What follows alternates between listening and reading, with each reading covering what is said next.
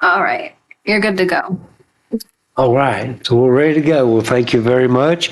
Certainly want to welcome everyone to the Vinton Town Council meeting for this Tuesday, July 18th. And we will start with the roll call. Please, Antonio.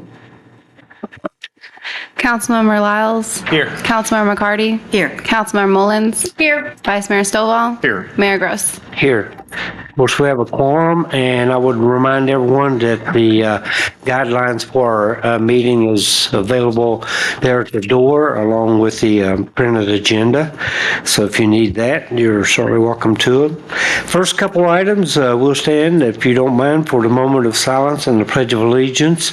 During the moment of silence, I would invite you to pray in your tradition of faith, as I will be in mine. And we might keep a young lady in our thoughts and prayers this evening, Mrs. Mullins, that just had a not you, of course, just had a auto accident. So we'll just keep her in our thoughts and prayers. And Keith is going to do the pledge tonight. We have the pleasure of having Bo Herndon, Public Works Director, is going to do that. All right. That is a pleasure. All right. So if you folks would stand for those two items, please.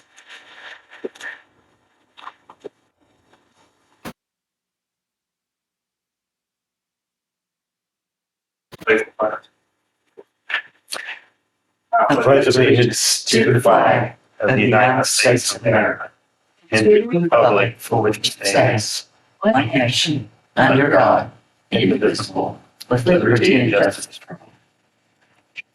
Bo. All right. Thank you, folks, for that. Next item is request to postpone or change the order of the agenda. Anything? Nope.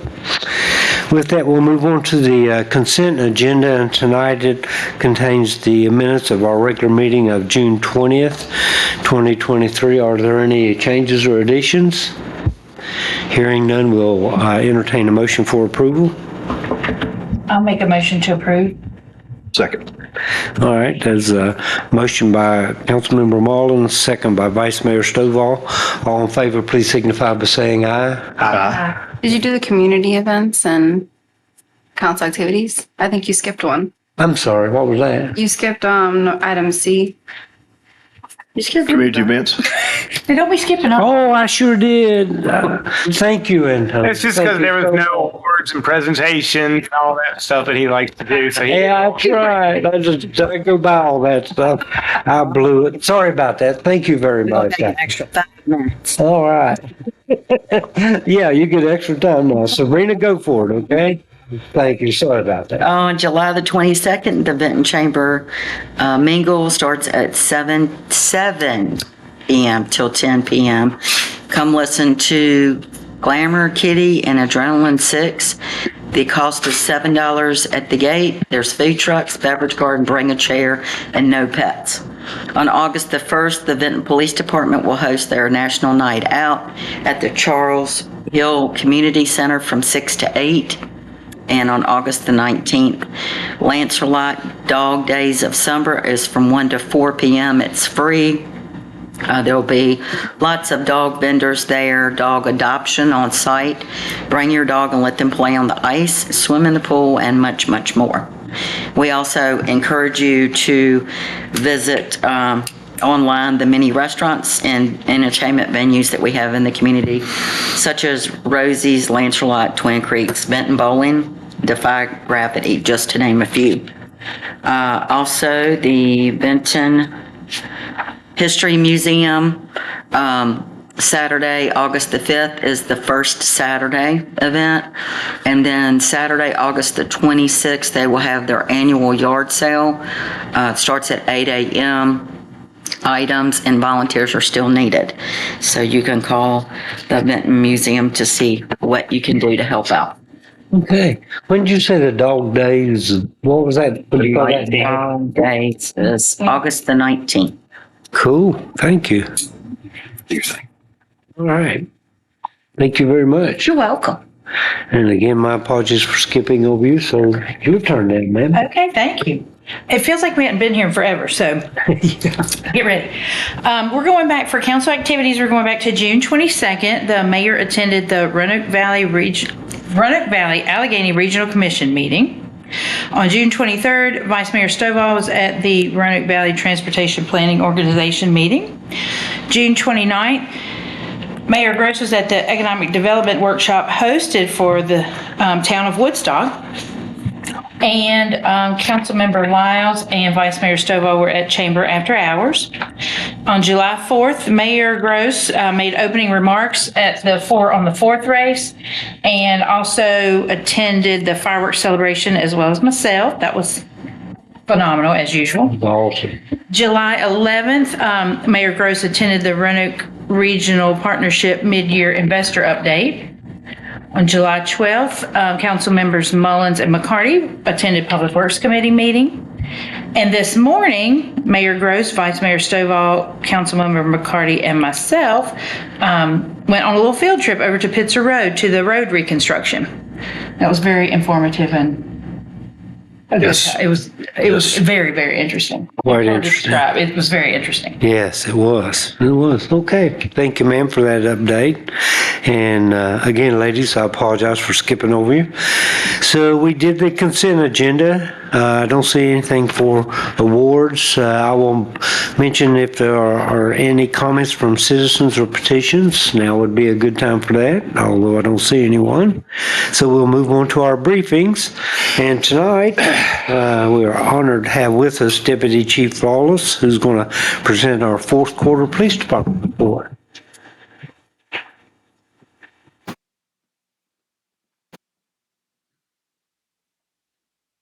Thank you, Mr. Mayor, Vice Mayor, members of council. It's my pleasure to go over the quarterly police department report for April through June of 2023.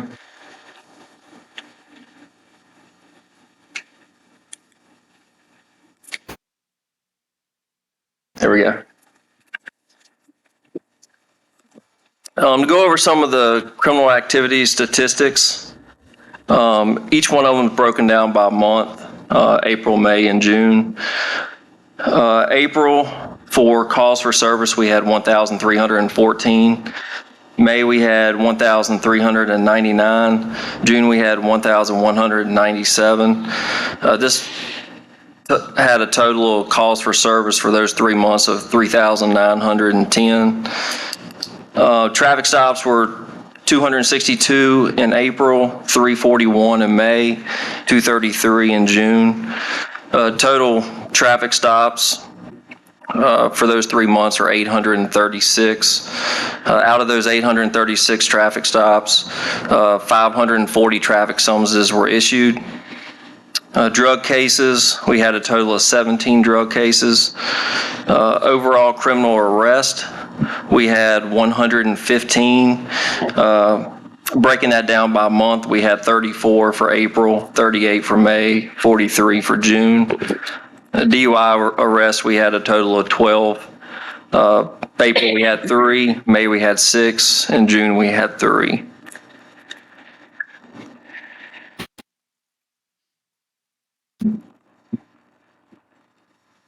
And as I mentioned, some of the totals, the total call for service was 3,910. Total reports written were 293. Traffic stops were 836. Out of those, 540 summonses were issued. Traffic accidents were 104. Drug cases 17, and security checks were 787.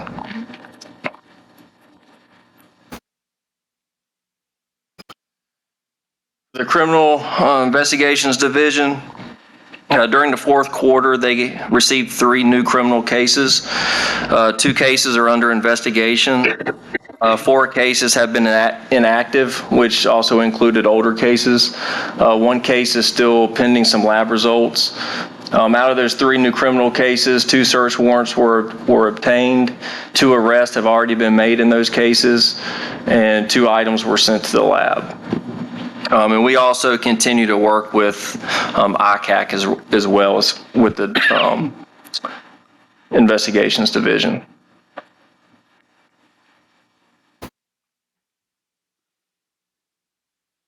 Thing's not liking me tonight.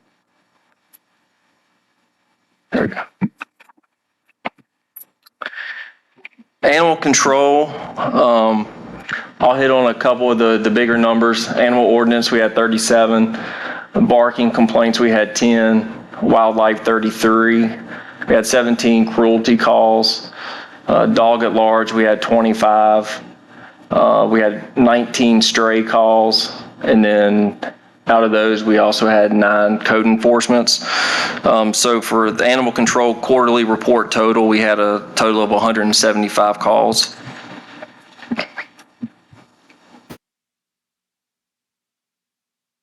For the records management division, each one of them is broken down by month for the warrants entered in the RMS. The total for the quarter report is 283. VSIN validations, the total is going to be 47. Summonses entered is going to be 539. Weapon permit checks was a total of 35. Merged reports was a total of 453. FOIA requests, we had a total of 113. There were 88 subpoenas issued for officers, and then criminal history checks were 50.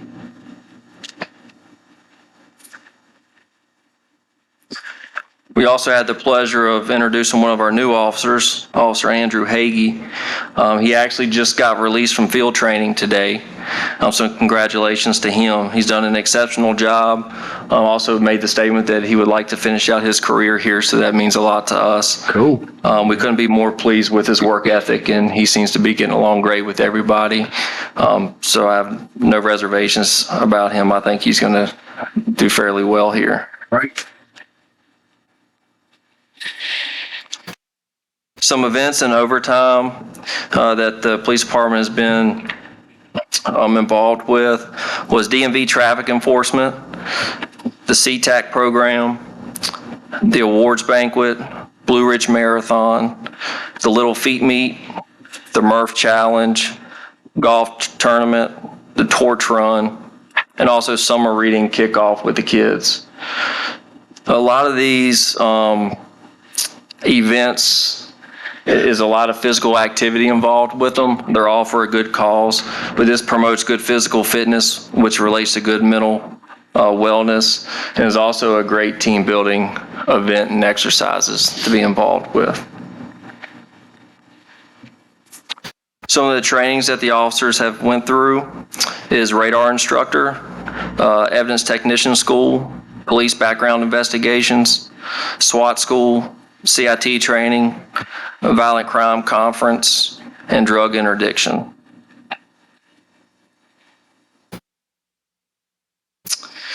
Grants. Through the DMV grant this quarter, the department was able to pay for the traffic enforcement overtime.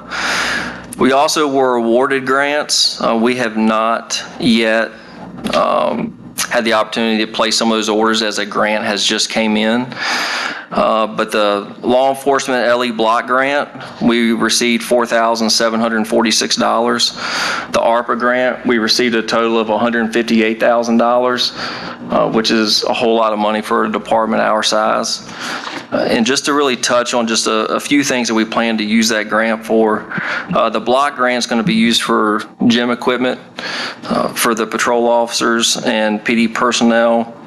The ARPA grant will also be used to fund some of the equipment that the block grant wouldn't be able to fund. We also are going to upgrade our weapon system.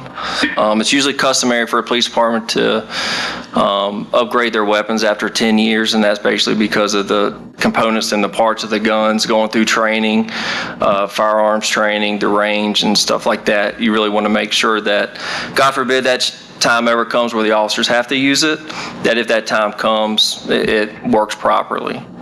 So we're going to upgrade our weapon system, also upgrade some of our accessories for our rifles, including lights and optics. We're going to give the patrol officers a less lethal weapon option as well, a new CID vehicle, and a True Narc. I think the chief has touched on that before.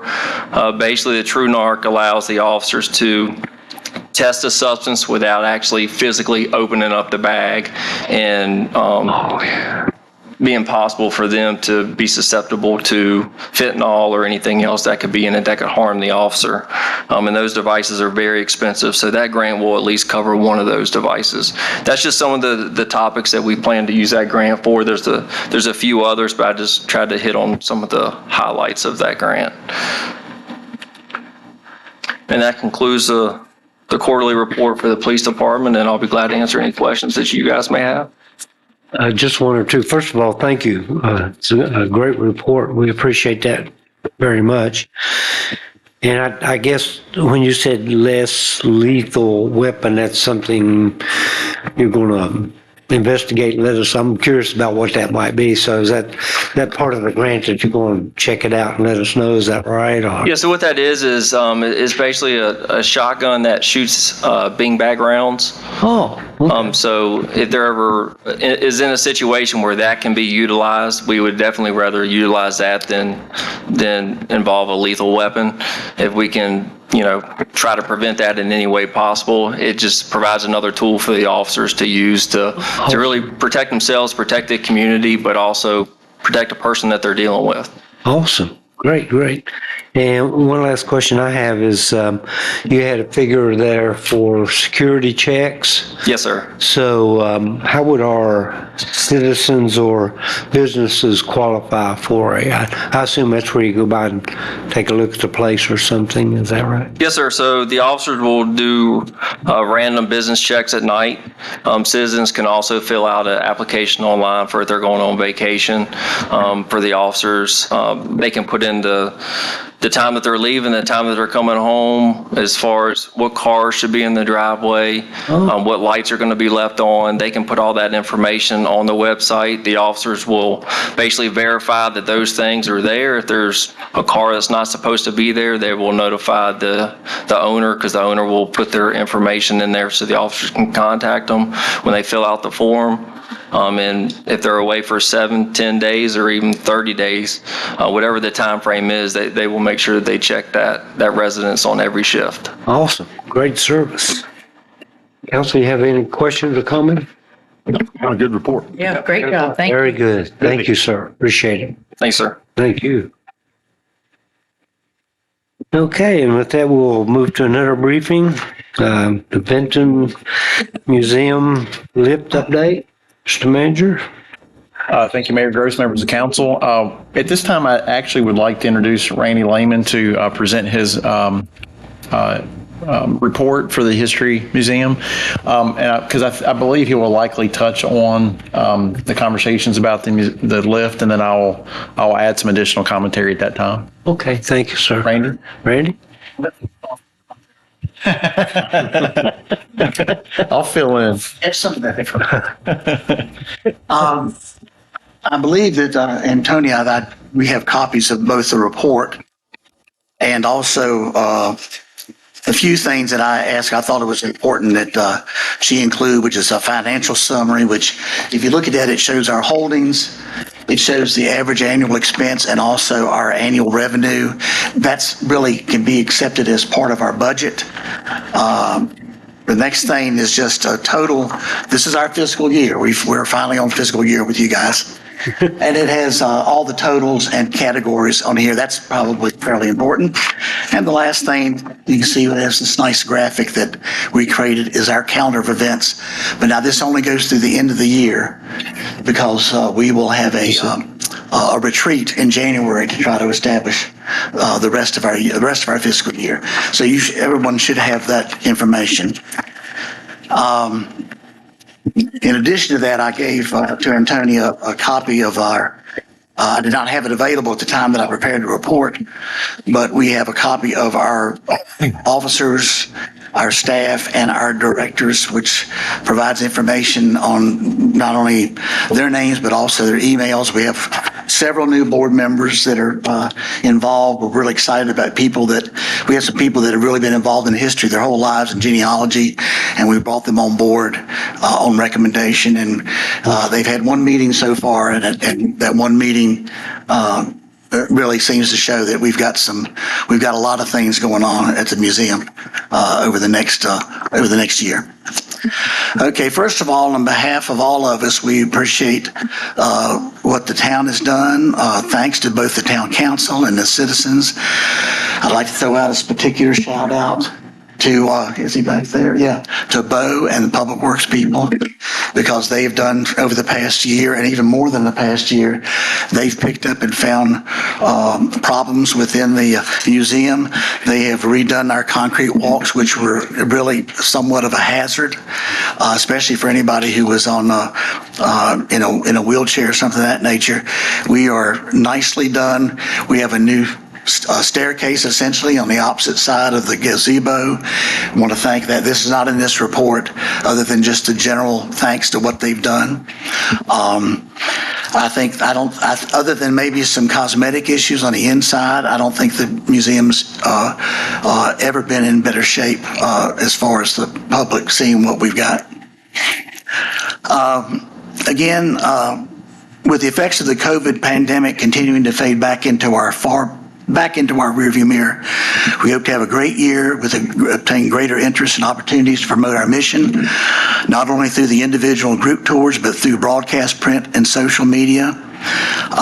We've been on TV several times, usually either Judy or Mary Beth or someone's picked up on that.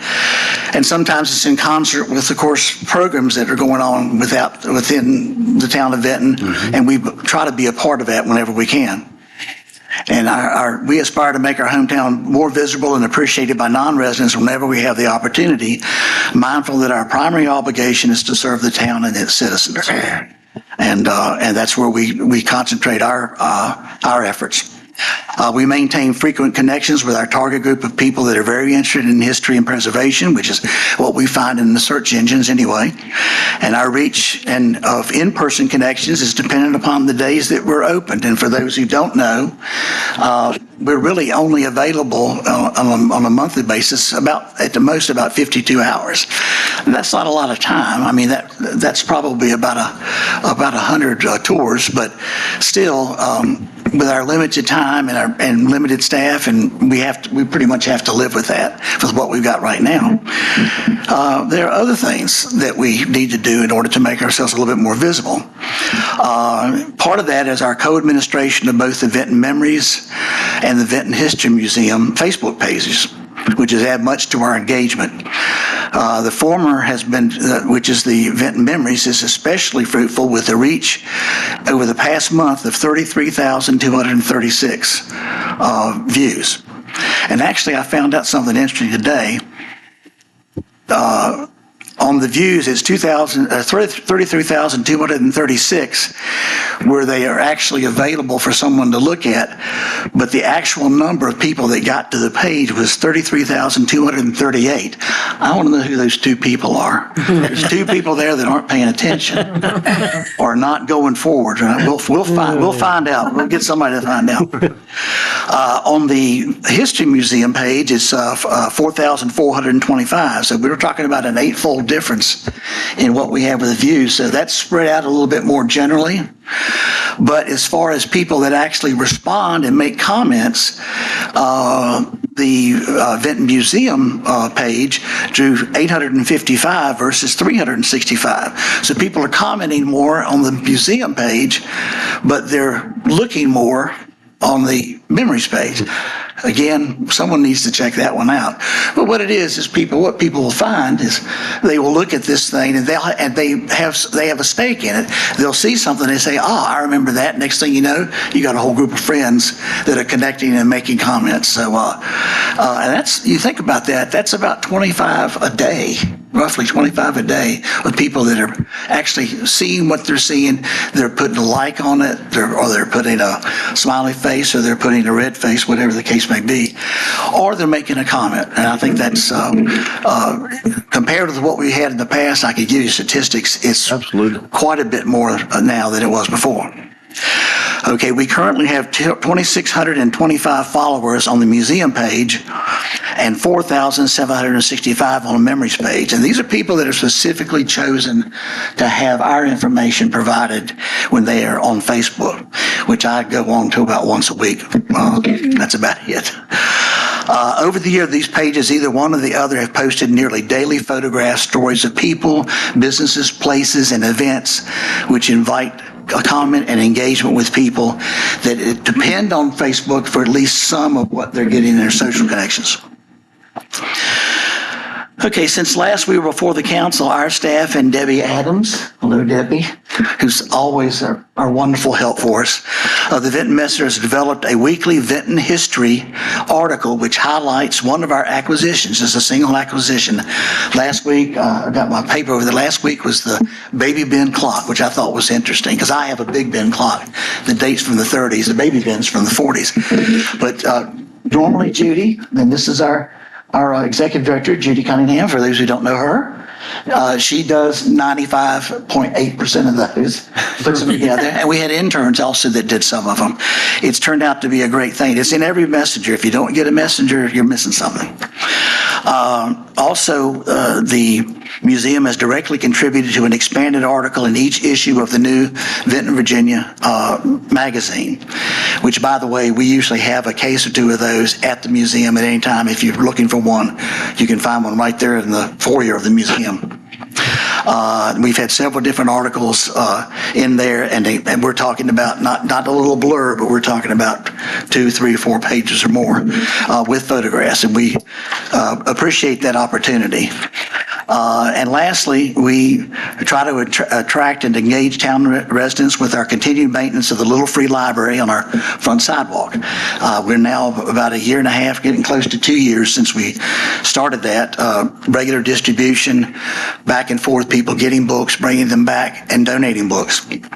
Well, over the past few years, we've determined that we've collected over 2,500 books with voluntary donations, and out of that group, we've distributed nearly 1,000 surplus books to other charitable agencies. Now, when I say surplus, doesn't mean there's anything wrong with them, but they're books where we have a lot of duplicates. We have ones that are possibly not appropriate or not entertainment books, or let's say leisure books, like we have stuff on black holes and science books and things of that nature, which we found kind of stay in that box for a long time. But anyway, but we have been able to distribute those to people that have a need for them. Okay, we continue to identify many opportunities for securing outside funding via charitable foundations and other corporate charitable donation programs, even though we've really determined now it's looking as if the current financial conditions have made that very, very competitive. And where we've gotten certain grants in the past, we've gotten some grants that have dropped significantly. I'm happy to say, and this is not in the report because I don't want it in history, I'm happy to say today that Roanoke County has stepped forward and has increased their contribution to us for the first time in 3 or 4 years. Awesome. Don't get too excited, but an increase is an increase. Awesome. We appreciate that. We think we represent the county as well as Vinton, and we feel that it behooves them to try to think of us as being part of their program as well. Okay, our current financial team, headed by our talented and able treasurer, Debbie Pitts, she told me to say that, I think, is constantly searching in and outside the box for additional means of support. But we have dropped our budget in regards to grants down to about $3,500 for the next fiscal year, because just looking at the pattern of what's going on. One of our really stable things that we have is the Kroger Community Fund, which we had almost $300 this year, and it usually is a pretty steady 75. But that's only 11 people that are doing it, that are contributing that much. Wow. And it's, like I said, it doesn't really cost anything. It's just a matter of entering in a system, and we also do that through Amazon Prime. But if you think about it, or you think if you have other people or other groups that you're with, suggest it. And if not the Vinton Museum, that money is still out there for any number of people that are coded into the system. And it's free money from Kroger's. It's better than gas points, as far as I'm concerned. And here's the part that that I reversed. As will be known by the time, which it won't be, our most pressing project is the consideration of updating the access to the museum's second floor. I'm going to have to read this, make sure I don't do something wrong, including the repositioning of substantially larger displays from one floor to the other, and getting mobility limited staff, volunteers, and visitors where they can do their good work through the addition of an unobtrusive cargo personnel lift to move these wherever they are required in the building. Our pending plan is to use retained funds, seek additional grants and donations through a formal fundraising project. At our last board meeting, that has been approved, although we do not have target dates for beginning and ending, but we think that it is something that is worthy of our consideration. Now, this is the part where Bo comes in. Okay. Our pending plan is to reuse these funds because we have really resolved our rainwater intrusion problem. Thanks to Bo and his people. And for those who don't already know, we had multiple tens of thousands of dollars involved in doing what people said we had to do. And if all of you who know what has happened here the last month, a stream of water that big between the wall and the floor, and one little bit underneath the window. That's it. All of this. And I count that for Bo and his people to seal and note the elevation and where the water was going. Whatever you did, it worked. We appreciate that. And saved us a lot of money too. But with that, we don't have that money. We don't have that budget money to compete with. And we, other than doing encapsulation of the crawl space, I think we're probably, as far as, and doing cleanup and cosmetics, don't get me wrong. We have a lot of less costly upgrades, renovations, and additional storage space to consider in the future budget. And also regarding the budget, I'd just like to say at the time of this report, we do not have sufficient data to determine the status of our VHS obligation to reimburse the town under the cooperative agreement. So, but that's still pending. For those of you who are looking at a line item, as soon as we get that information, Debbie will take care of it. Okay, and lastly, other than just to pick out, I have some of the calendar events that are coming up, but let me give you just a real quick summary of what we have been doing this year, and I will back out. We've, of course, do both museum and community events, and over the past fiscal year, that included Vinton's 4th of July celebration, the annual museum yard sale, the Vinton Fall Festival, downtown Vinton Halloween celebration and trick or treat, the museum holiday open house. We also participated in the Hotel Roanoke's Fashions for Evergreens again this past year, and we have been invited back. We're doing it now. In fact, we have some work days that we're actually preparing to do ornaments for that. Okay, we participated in the National Unplugged Day, which is sponsored actually by the Little Library Foundation. We involved in the Vinton Scavenger Hunt, the Dogwood Festival, our walk-up drive-by ice cream social. A lot of you folks, I know a lot of you folks usually come, but we didn't have, I don't think we had any council members this year, so y'all remember when we, next year to come around, we enjoy it. It's free ice cream, and we'll have all your favorites, we promise. Okay, we also did an online collectibles auction. The Roanoke Valley Dulcimers had a concert.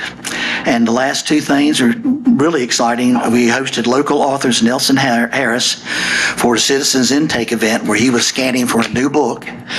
And our assumption is it's the new book and update for Raymond Barnes' City of Roanoke, the Roanoke book, which we think, but see, he didn't tell us. Understand, this is just coming right out of my brain. But the scuttlebutt around is that that's what some of this is involved. Don't quote me, for heaven's sakes. But we're hoping that's what it is. And lastly, we had Betsy Biesenbach, who actually wrote a historic fiction book based upon a local enslaved person named Amanda Jeffers. The name of the book is Say My Name, The Story of Amanda Jeffers. And Betsy came in and gave a wonderful talk about things that we had no knowledge of I mean, we're a history museum, we certainly do, but we know now. But it's a fascinating book of an enslaved person and how she lived and struggled after the Civil War. And if anybody sees it out there, it's a great book. Again, it's Say My Name is the base title. And that's what we have for you. Of course, the financials will speak for themselves. If there's any questions about that or our financial summaries or anything going on in the museum, and of course, anything to do with the cargo lift, I'll sit down and stay. Thank you, Randy. Thank you. Appreciate that Good job, excellent report. As Randy mentioned, their board of directors recently did authorize the pursuit of that cargo lift. So the financials indicate that there's about $60,000 on hand, if I'm not mistaken, and the board authorized them to utilize those funds towards the purchase and the installation of that lift. So from our last meeting, we actually got a chance to take a tour of the museum and spend some time with a few of the staff members and volunteers. Got an understanding of what that lift looks like and how it will function in the space. And so if it pleases council, my suggestion is that I could work with members of the Historical Society to help them craft some efforts to generate some funds to help the installation and the acquisition of that lift. I know that there's some other historical groups around the state, even some within our area, that have undertaken these similar efforts to raise funds for physical building improvements and such. So we've already started to reach out to some of our counterparts across this side of the state and in efforts to get some of these policies and procedures in place that we can maximize the available funds they have on hand to utilize that to challenge for corporate and private individual donations. And then once I have a chance to work with the Historical Society on creating kind of their what the town's role can be. We don't want to certainly interfere. We just want to assist in their fundraising efforts. And once they determine a path forward, I can come back to council with some recommendations for how the town can participate, whether it be financially in the form of a gift, or if there's just some additional staff assistance we can provide. But I'll come back to council, a future council meeting, assuming that you're still in support of the lift and having staff work with the society to develop a really good program moving forward to raise some funds. Yeah. Mr. Mayor, I do have one question. Mr. Randy, on the financial statement, it looks like that, so individually, there wasn't, $60 was all that was received for the museum for individuals to be a member. Is that the way I'm reading that? Well, that particular thing, I think, the 22 that's the second half of the year. Okay. But like I said, I'm collecting for the second half of the year. So typically, how many do you get a year, would you say, dues paying? We have, we have a lot of lifetime people. And that does impact, but as far as most of this would be people that are new members. Okay. But And it's 20, how much is to be a member? well, right now it's $29. We went up for the first time in 35 years. And how much was the corporate? Okay, thank you. That was my question. Thank you. Thank you, Mr. Mayor. You betcha. Council, any other comments or questions? Just briefly, I'd like to say, first of all, Randy, thank you for the report, and thank you, staff, for doing a great job. We're really blessed to have you guys donate your time and hard work. It's I doubt there's very few towns this size have a museum like that. So it's really quite an asset for our town, and I appreciate all the work that you guys do. And I think council is very, very supportive of the lift. So, Mr. Manager, if you want to proceed with that plan. Yeah, I like that plan. Please. I think, it's History Museum. I don't want us to waste any time in history and getting it done. So I'd like to do whatever we need to do to get the ball rolling with them. I will directly reach out to the folks and start working, and I'll report back just as quickly as we have some kind of direction on where we might head on this and how the town can assist. Great. Great. Yeah, very good. All right, thanks again, Randy. Good job.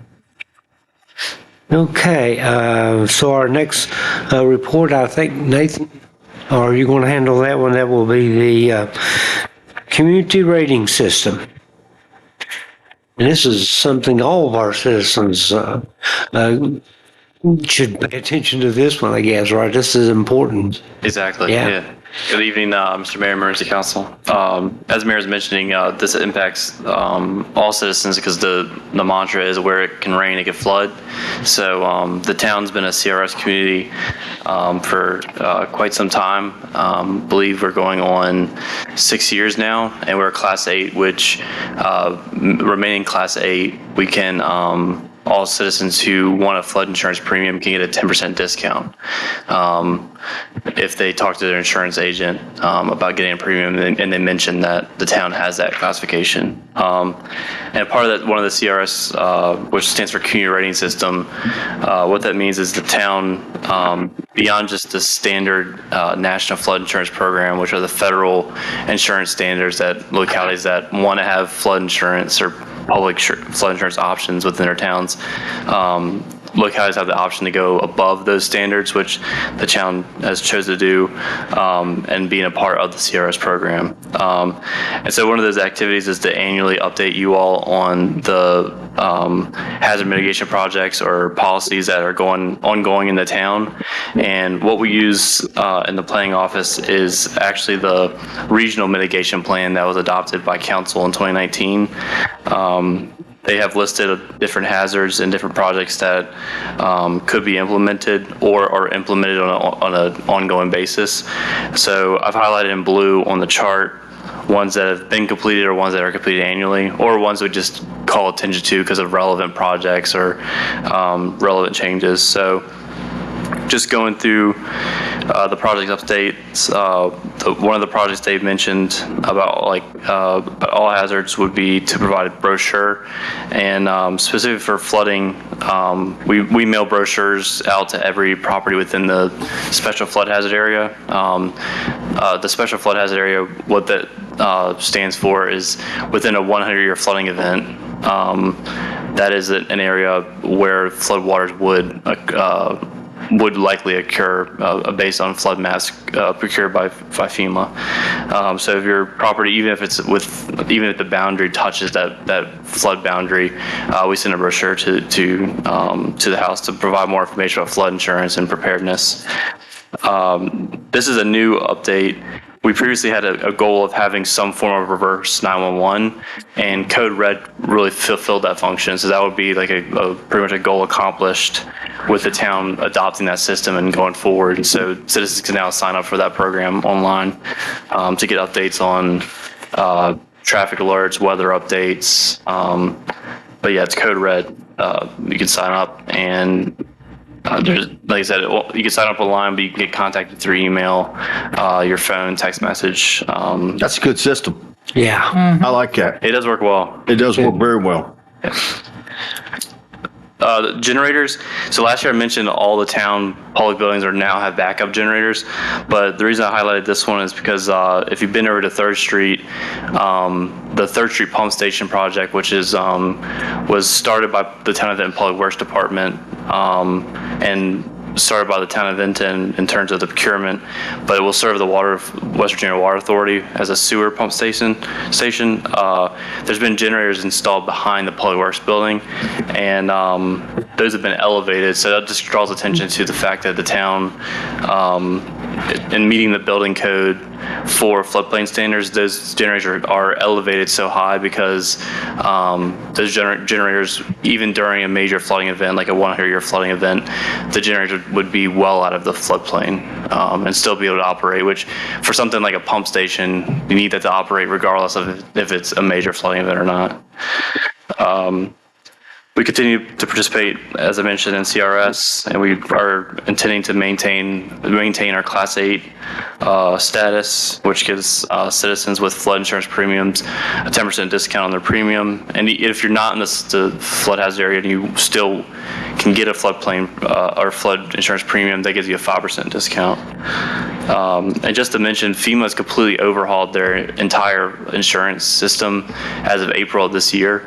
So if you in the past you checked on flood insurance premiums and maybe it was too expensive, might want to check again because they've implemented a new system that has made flood insurance way cheaper for most people. Oh, good. The goal is equity, so it's all based on risk, but they have a new calculation. They have a new way of calculating risk that the old system seemed to be more outdated. So this new system allows for instant quotes that would allow most people to have a cheaper premium for flood insurance. If you checked in the past, it might be time to check again. It doesn't hurt to check. There's no cost to that. And in terms of mapping updates, FEMA is intending to update our maps within the next 3 years. So the last time the town's flood maps were updated was in 2007. And so over the next 3 years, FEMA intends to update the flood maps for the town.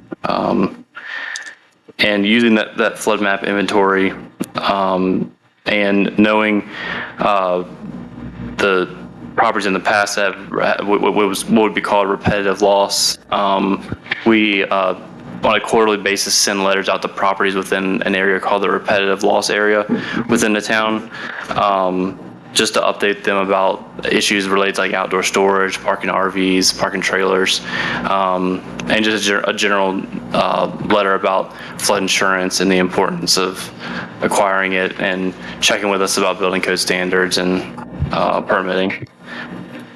One important thing about flooding, it's not just flooding for like creeks and rivers, but also stormwater maintenance is an important part of towns mitigating flooding. And so if you've seen the Woodland Place project, that's substantially complete as of now. And our Public Works Department has been making upgrades and repairs to our stormwater system throughout the town. And we have a robust drainage system, a maintenance system. You might see the street sweeper around town that collects sediment and debris off the road, and then also just cleaning out drainage inlets. And Theo Gordon, our associate planner, and Kenny Sled, our utility assistance manager, they've inspected all of the outfalls throughout the entire town and have also been collecting data on each one and actually will be putting them into a GIS system to help with management of those. So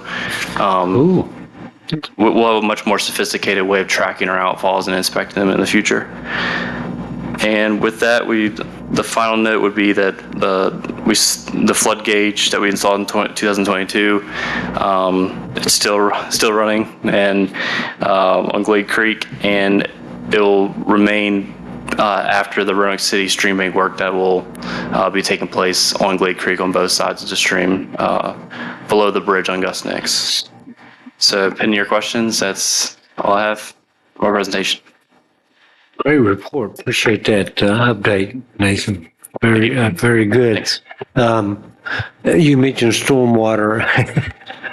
Most telephone may blow up after that, but he mentioned to me today that when we do stormwater maintenance, he approaches it from two aspects. Certainly what the town catalogs and investigates, but also he responds to citizens' complaints or issues that they have.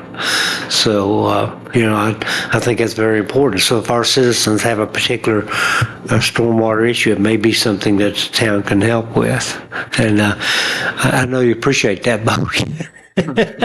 I'll get a lot of phone calls, but no, seriously, it's an important item. Yeah, right, exactly. But anyhow, I do appreciate that update. Council, any questions? Oh, good report. Thanks. Thank you. Yeah, very good. Important stuff. Thank you, Nate. All right. So I guess the next one's going to be Virginia Outdoors Foundation opens space, lands, preservation, anyhow. I'm glad you're here. I'll let you explain that. Yes, I'll let you explain all that. So good evening, Mayor, Vice Mayor and council members and town staff. So I will be presenting on the Virginia Outdoor Foundation Open Space Lands Preservation Trust Grant. Yeah. Going forward, we're just going to say VOF grant, okay? Right. Thank you. So as you know, it's been a long-standing issue with the blighted pool at the back of the Vinton War Memorial. And last year during the summer months, the safety committee, they brought it to our attention that the playground also at the rear of the property was deteriorating. And we have since made some refurbishment in regards to that, but that actually accelerated our initiative to address the blighted pool.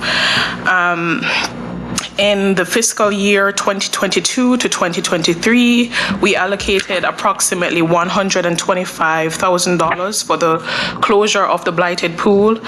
And we hired Hill Studio, and they provided us with a conceptual plan of the park that we intend to put after developing that area. I submitted a conceptual plan in the packet, so you can see that. We have to stress that it is conceptual, so it is subjected to change. They also gave us an estimate that it would cost about $1 million to do the entire design, or the design that I showed you. However, we decided that we had to look other places to get some funding, and so we applied for the VOF grant in February for the amount of $218,295. I probably should have asked just for $220 and just round it out. And we got that approval in June of this year for the full amount, which has been an exciting time for the town. So for that particular grant, we have the proposed budget that I included in the packet as well, which is how we would be spending, or intention of spending the money, which is roughly, some funds would be dedicated to the utilities, the demolition and site work, mobilization and control work, landscaping and playground development, permanent protection of land, and due diligence costs, which is ultimately the entire use of the funds. We are currently in the process of reviewing the grant agreement, and the grant agreement, one of the key things that they are asking for is that we have to put impervious cap on the property. So that means that we have to limit the amount of impervious surface that we have. They usually recommend 10%, but we are asking for 50% because we are an urban area, and because we're trying to develop it into a park, that means that we're going to have to use a lot more impervious material. So that we're currently developing a letter to officially send that to them, and then hopefully that would open the door to some sort of negotiation. The next thing that they are asking for this particular grant is that we have to subdivide the parcel where the Vinton War Memorial is on to give approximately 5 acres, and we have to dedicate it to open space. Once we dedicate it to open space, that area cannot be developed into anything other than the proposed use, which is the park that we're talking about. And we also have to for us to get the official funding, we have to complete like 4 key things, which is the dedication that I talked about. We have to do a deed. We have to do a survey, and also one more thing that we have to do. a title search. Even though we own the land, they still want us to verify to make sure that there isn't anything that pops up in the future.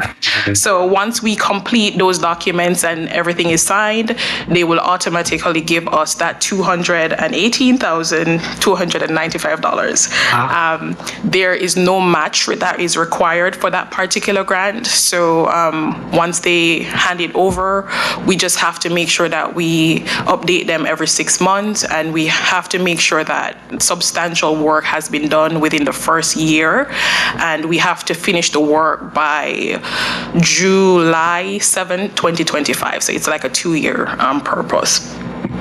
That is essentially, it has to be permanently accessible to the public. So those are basically the major areas of this particular grant.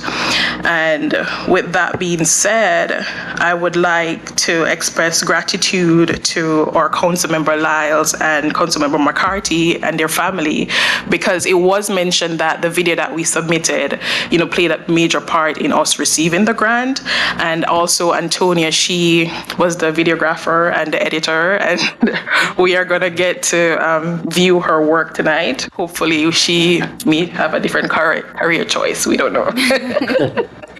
But she can go ahead and play the video.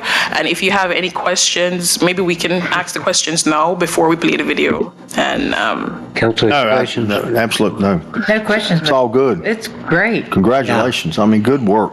Yeah, good work. Good work. Exactly. Way to go. And I wish you'd present more, because I could just listen to you talk all day.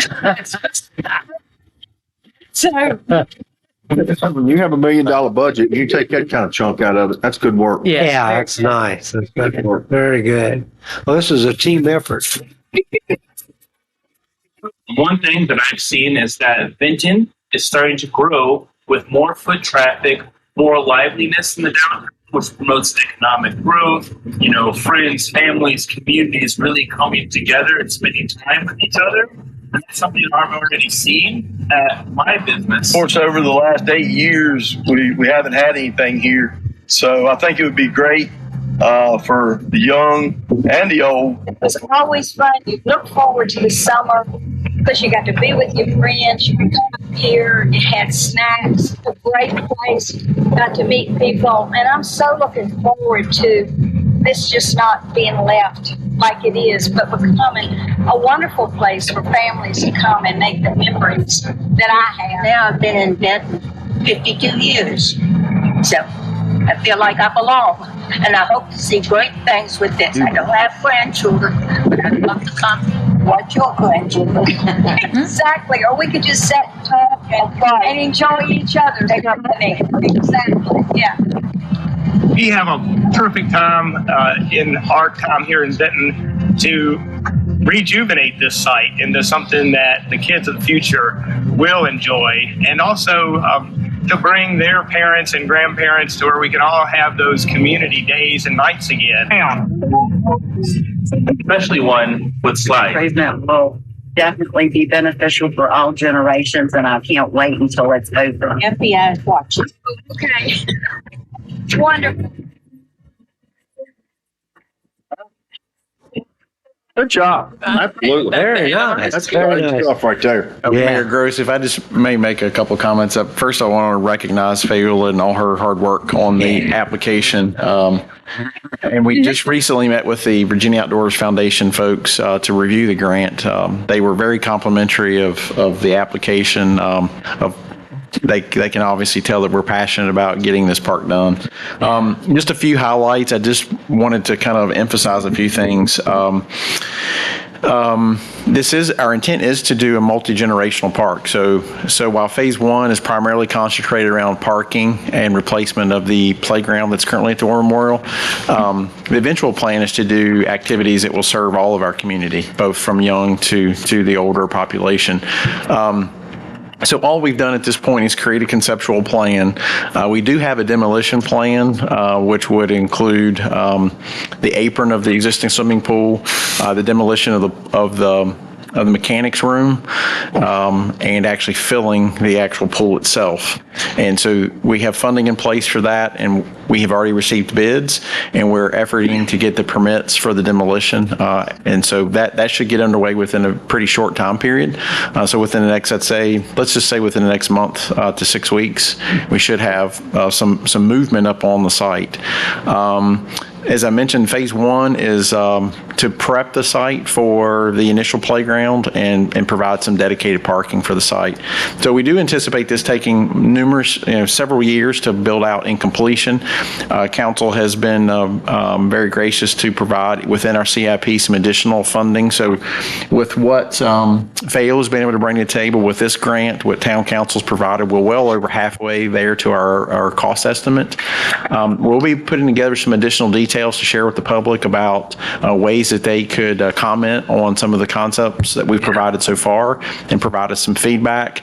Some of the thoughts we've had so far is playground, as I've already mentioned, basketball court, pickleball courts, skate park equipment, walking trails, and a picnic shelter. And so the intent would be to take the pool house that was there where the lifeguards were and the picnic tables were and the showers, is to repurpose that and reconstruct that to provide a picnic shelter with restrooms. So those are the thoughts that we're having on the matter so far. So again, nothing's been finalized, but this puts us in very good standing to move forward with the project within the next several months. And our hope is that within the next 12 to 15 months, we'll have a new playground on that site with dedicated parking. So more details to come to the general public, but want to recognize Fayula, Tony for her help on the application for council members, and also Jamie Hurt, Bo Herndon, been doing a lot of work behind the scenes to get that site, kind of ready for construction. So, but all around team effort. We follow those people around from Pitcher Road today. We could probably fill that pool up. Probably so. Right? Yeah, no Probably kidding. so. Yeah, we know where some stuff's available. Definitely know where some soil is, dirt is. Yeah. Yes, Wow. indeed. What a great report. And just really, really exciting. I'm excited that we're going to have a playground up there after all these years. And thank you for your efforts. Awesome. Council, any other comments or questions? Nope. All right. Yeah, absolutely. Yeah. Thanks a lot. Now we're going to hear from more staff, but council, how about the staff? Aren't they awesome? They are. Yeah, this is a great bunch. Wow. All right, with that, speaking of good staff, we'll move on to the town attorney.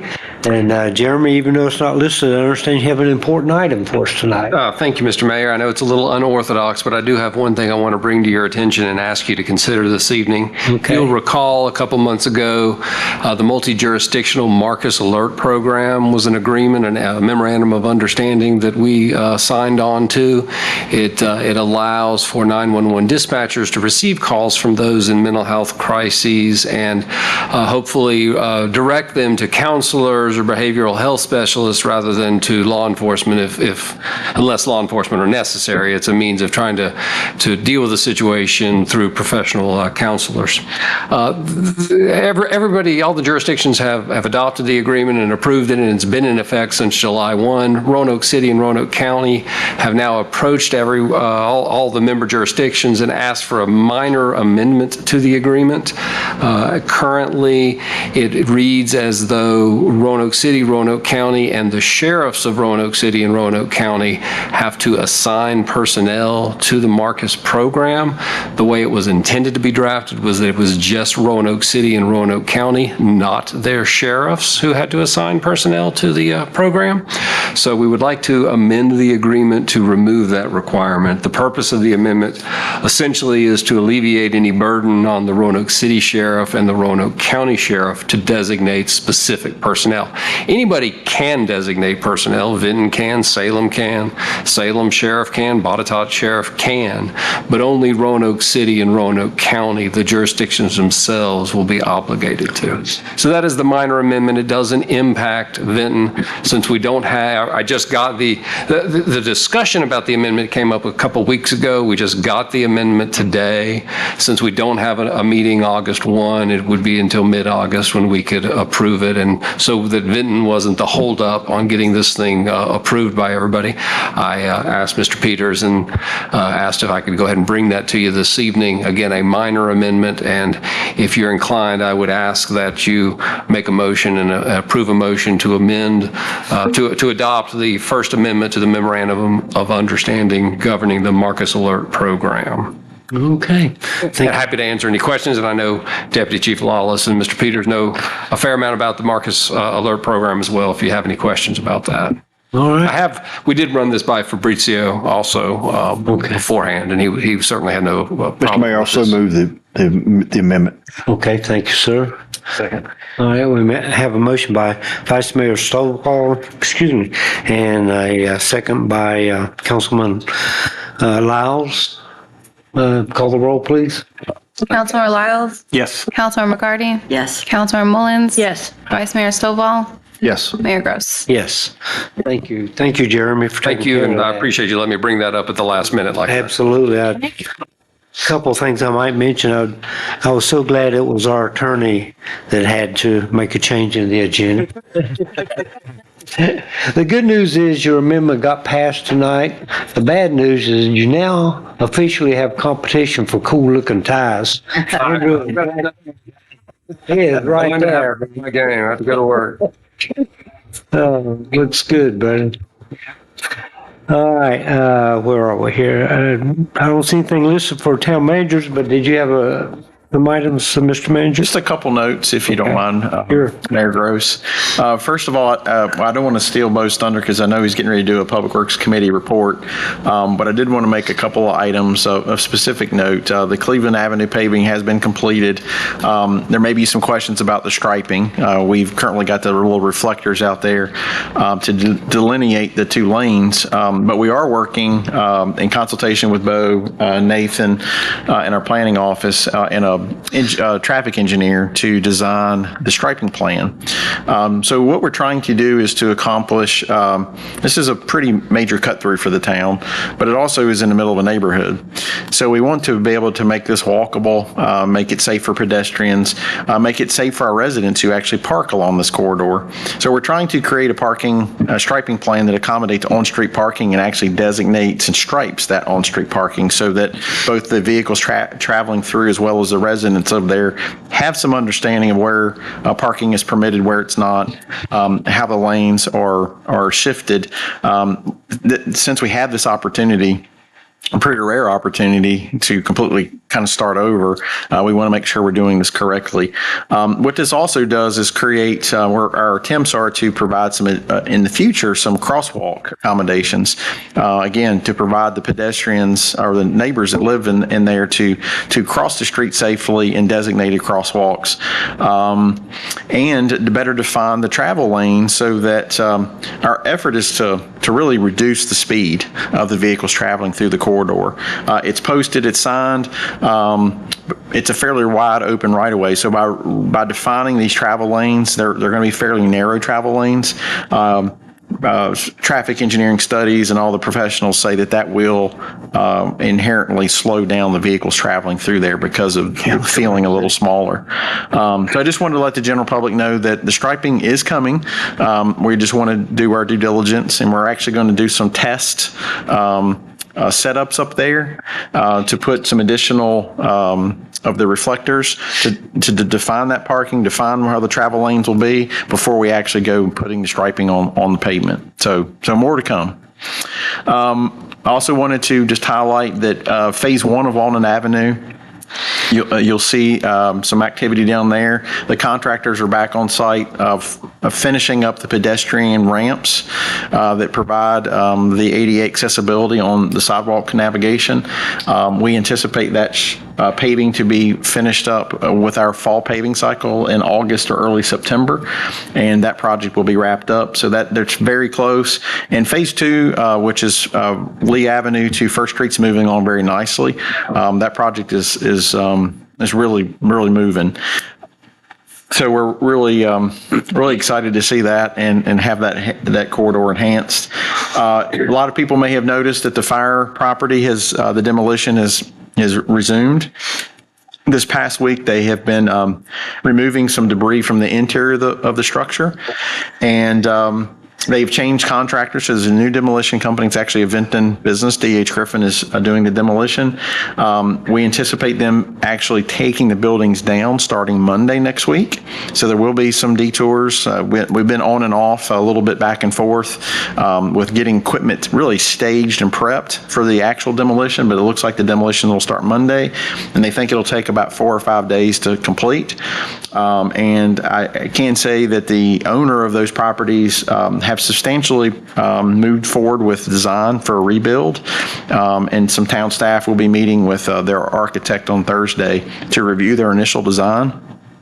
We've done some concept planning, but this to actually see what they're proposing in hopes that, we can move just as quickly with the construction once the demo is completed.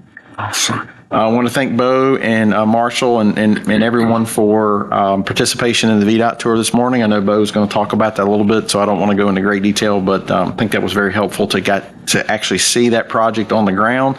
Thanks for Debbie for participating. I know she's always does a great job of kind of capturing some of our activities and communicating that to our general public. And so I look forward to what she'll say about that project and our intent to utilize this kind of new technology for at least our neck of the woods, not only for Mountain View, but maybe some other roads in the town in the future. So excited about that. And otherwise, that's it. And the town of Benton had their hard hats on, and the federal government did not. Let's make that clear. Oh, man. Maybe we had more. In the vest, and we had to get that vest. Because we listened. That's right. That's right. That's right. In the We take vest. instructions well. That's the best. Yeah, good point. Thank you, Mike. Wow, Pete, your report may be somewhat shorter than some, but really a lot of good stuff there. And just something I'd kind of like to touch on that from Mike that you mentioned, and it's kind of a mindset, I guess, that I'm gonna have to work on. You sent us a great video about the difference between a highway and a street, and the goals of each one. And of course, we think about a highway. It may be a 4-lane structure, and its purpose is to move cars safely and quickly through an area. But that's not the goal of a street. We need, from what I took from that, we need to slow down a little because there are people that live there. So when we keep that in mind as we make changes in Vinton and some of the efforts to maybe get people to slow down a little. It's certainly is something that's very important when it comes to safety, but it's also at people's front yards and backyards and stuff like that. So it's a quality of life issue for certain folks. So I think it's really important that some of us, and I have to confess I'm guilty about this. It's a kind of a change in my mindset. I'm on the street, I'm not on the highway, so I need to go a little slower. I'm sure you guys will appreciate that, right? I think that adds to the fact of, if you truly, which we did, look at that, the Washington Avenue project, and I know it's received a lot of different responses. But the fact of coming down Washington Avenue and slowing down and having the opportunity, once 107 opens, we've got the mill's going to open and all that, give people the opportunity to look.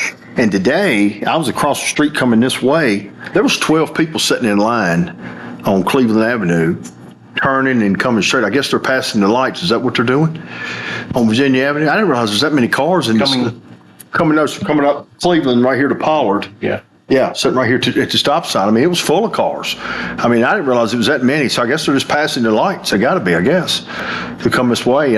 Back to your point about Cleveland. Cleveland's got some traffic. Yeah, it does. Mm-hmm. It does. Yeah, it does. But it looks good through there, with all the paving and everything. So I'm anxious to see what it's going to be like once we have the striping in place. Sure.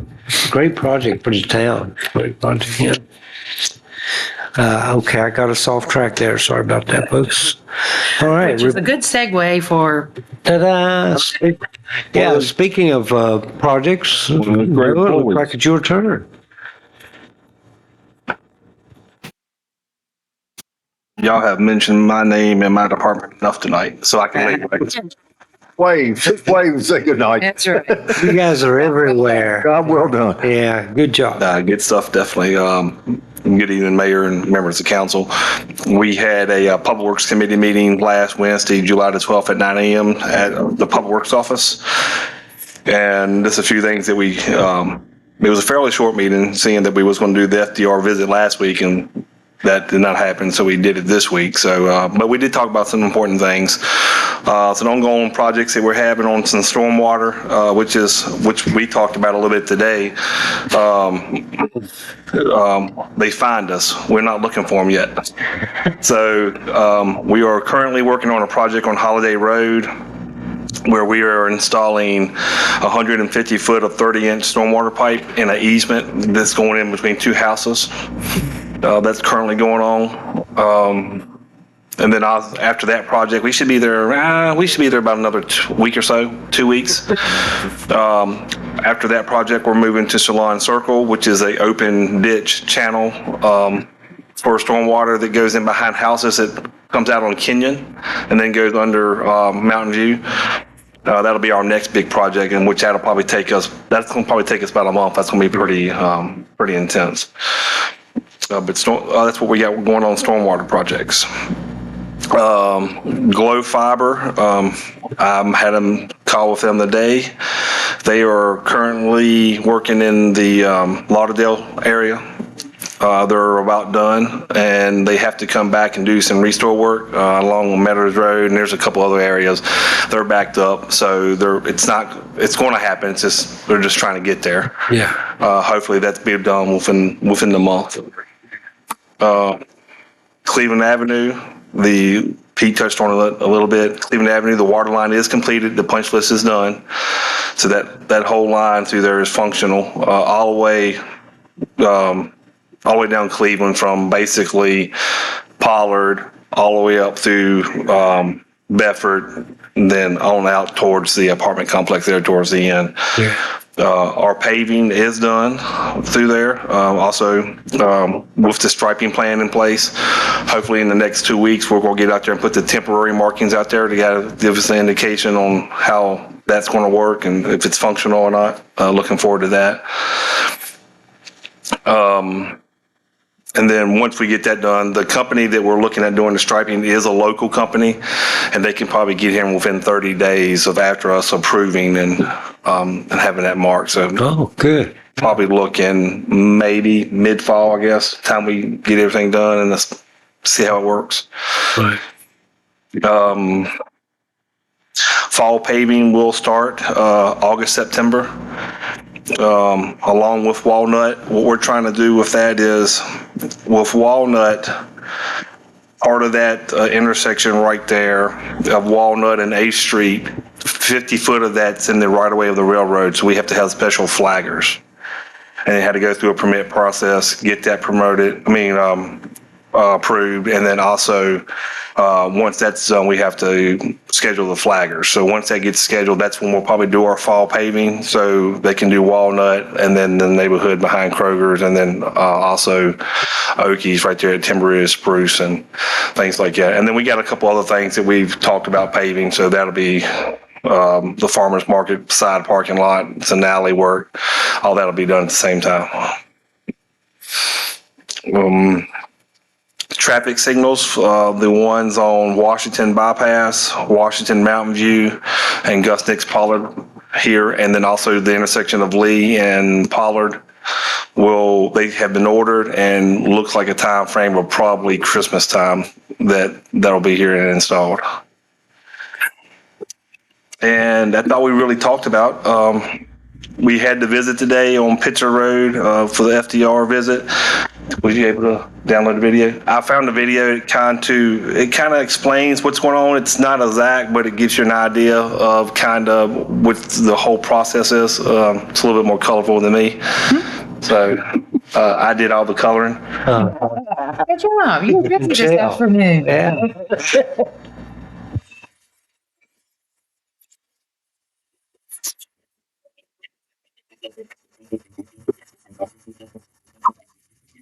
Take a closer look at the most common road problems, such as potholes, cracking, rutting, and shoving. It's generally not the asphalt itself that is to blame. It's the base. However, most common repair methods merely fill in the holes, seal the cracks, or cover it up with an additional layer of asphalt called an overlay.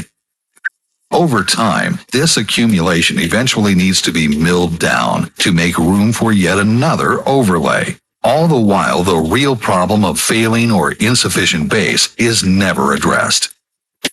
So it's just a matter of time, and the holes, cracks, rutting, and shoving reappear in a seemingly never-ending cycle. Eventually, the road may need to be rehabilitated, requiring all of the asphalt and underlying material to be removed, hauled away, and new material to be hauled in, both of which are very costly and time-consuming. Full depth reclamation, which has been around since the 60s, is simply the process of pulverizing an asphalt surface, along with all of its holes, cracks, and ruts, into a reusable material that is uniformly blended and incorporated into the insufficient or failing base, adding both volume and structure. If even greater stabilization is required, a variety of additives such as gravel, road base, cement, or other stabilizing materials can easily be incorporated. This homogeneous mixture can now be reshaped and, most importantly, recompacted, providing a more stable base. Finally, a new layer of chip seal or asphalt is applied, resulting in a more durable, longer-lasting, and smoother road for a small fraction of the cost of rehabilitation. Full-depth reclamation has been proven to be faster, less expensive, and longer-lasting. Rehabilitation projects that would normally take a week or more can be done in as little as 1 day. Cost savings average 70% or more because of the time saved, as well as from reusing existing materials in place. Best of all, now that you've solved the base problem, not just covered it up, the results will last years longer.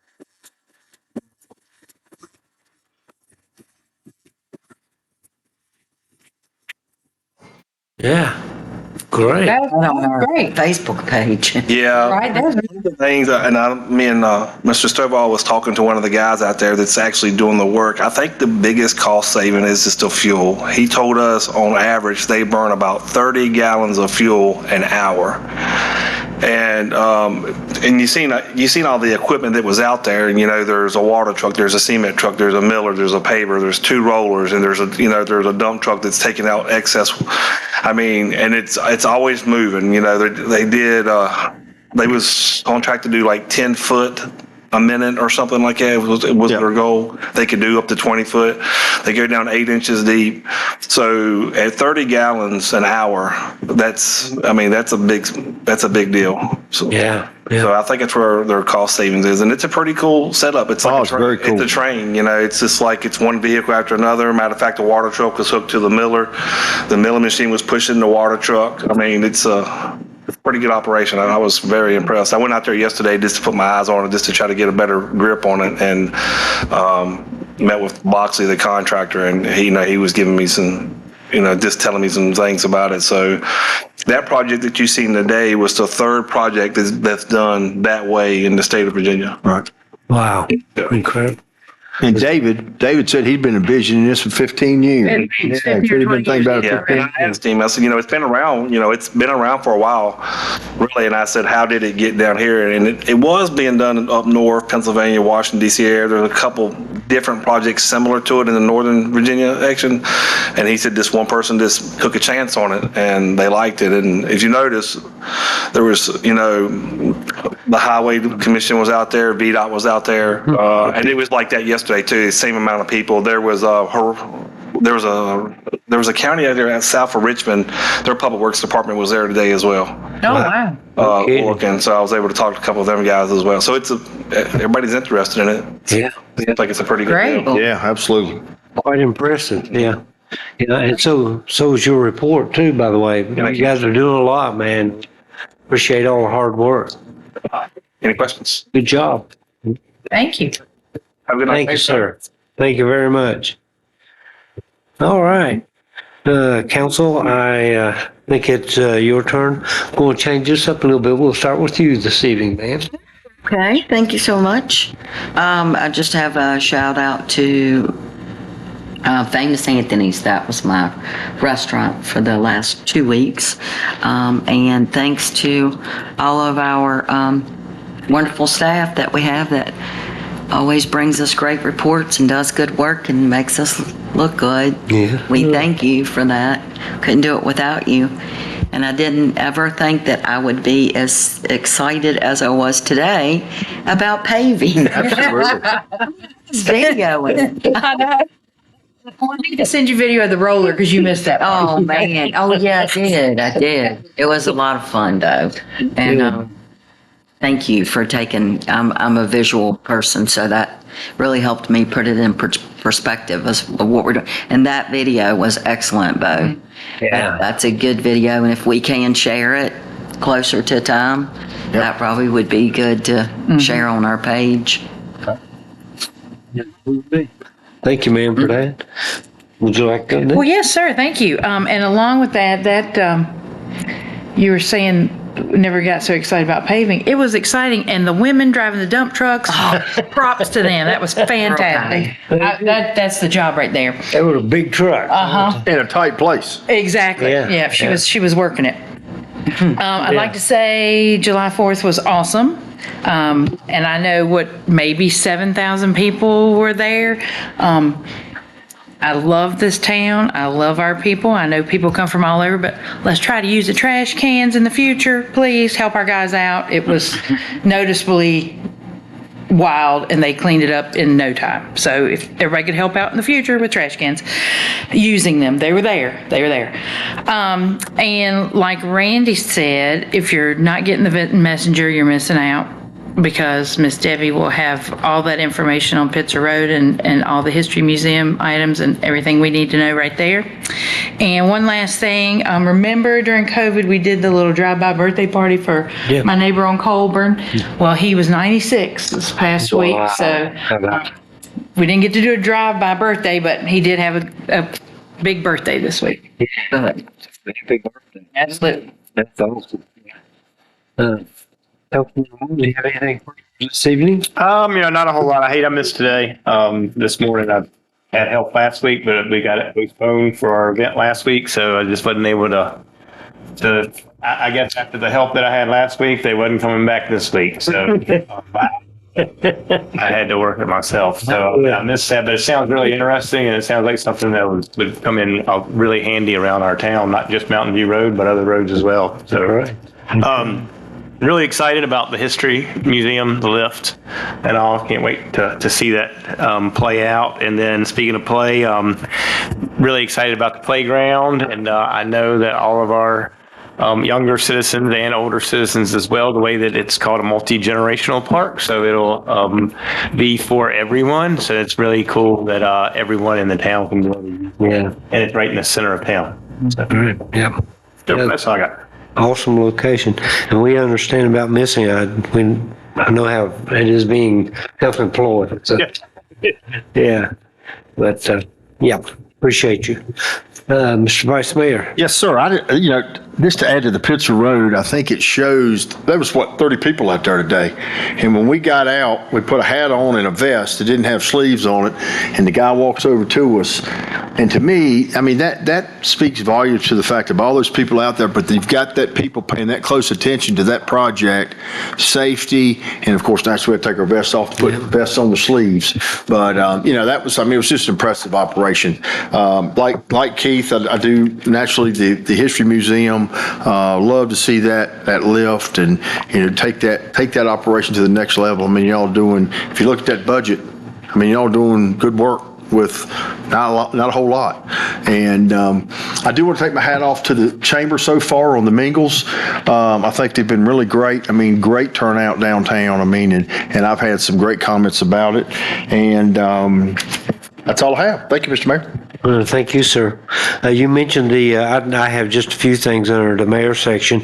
You mentioned the chamber. Something I'd like to mention that they're doing is something they call Lunch and Learn. And last week, I guess it was July 12th, time flies. It was actually the town of Vinton sponsored that particular Lunch and Learn. And as usual, Chastity Barber and Angie Tuning did a great job. But what they really represented the town well and presented a lot of information. But what I really wanted to mention is the Chamber's Lunch and Learn program is very, very helpful. So if you get a chance to attend one of those, I'd certainly recommend it. You touched on 4th of July. I just want to thank all the staff that was involved in that. Wow, what a night. Everything was great turnout, great family activities, a lot of good music, and fireworks were awesome. And I know it took a lot of work, so thank you, staff, for that. I'd like to also mention that on the 4th of July, we had the on the 4th race, it was to benefit the Boys and Girls Club, and I think it came off really well. I know the start was great. I didn't go through the race, but we had a nice crowd for that, I thought. So I appreciate those folks doing that in town.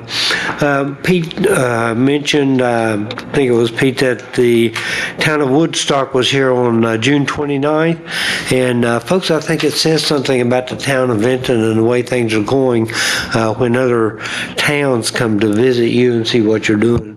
And so it's quite a compliment to us, but I'd also like to compliment them. They're doing a great job. If you get a chance to look at their website, and I don't know if you've been through Woodstock lately or not, but those folks are doing a good job. So it was good to see them here in town.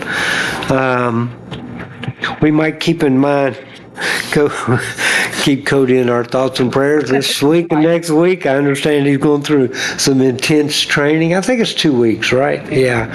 He's at the Executive Institute there at UVA. And one last thing I'll mention, some of you folks may have seen it was the birthday of Frank Stone. I believe that was July 21st, wasn't it? And Frank, or Mr. Stone, I just can't call him Frank, but been an educator here in town a long time and really touched a lot of lives.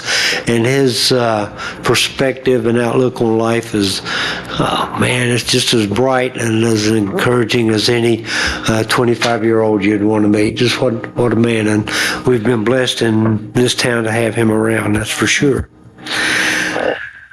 Okay, so we are going to entertain a request to go into closed session. So we won't be insulted if there's no one here when we come back. We know how that works. I don't have anything further. Anything further to come before town? Mr. Mayor, I move that the Benton Town Council convene and close meeting pursuant to Virginia Code 2.2-311A1 for the purpose of discussing appointing the town clerk. All right. A second. All right. So all in favor? Let's go to closed session. Okay. I don't know if we voted on that. The way out, either. Thank you, folks. God bless. Thank you, Randy. Good job. Okay, now I get to have my candy. You did me a huge, huge favor. Tell Randy just. Thank you, sir. I appreciate it. I don't have a template that I can give you. No, I do have a template. We covered a lot tonight, didn't we? I meant to give you a thumbs up. I would take you at least. What's not? I've made chicken head on. It's like it just. Yeah, I meant to tell you beforehand. Yeah. People we got like to do that. I wonder. Yeah, I was just saying. You should have said. It seems to be